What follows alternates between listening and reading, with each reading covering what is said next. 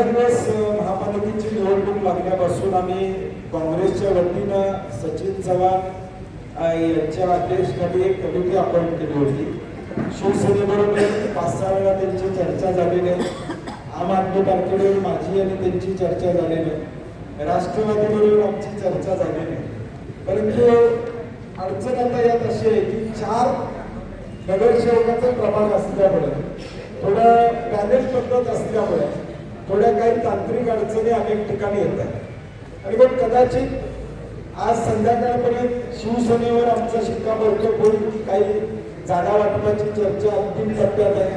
त्यांचे संपर्क प्रमुख अरुण गोडबोलेकरजी आज येणार आहे आणि म्हणून माझी त्यांची कदाचित आज बोलून संध्याकाळी किंवा उद्या सकाळी आणि काही जागांवर आमचं त्यांचं एकमत झालेलं आहे. परंतु अजून काही जागा प्रलंबित आहेत, त्या मिटवण्याचा आमचा प्रयत्न असणार आहे.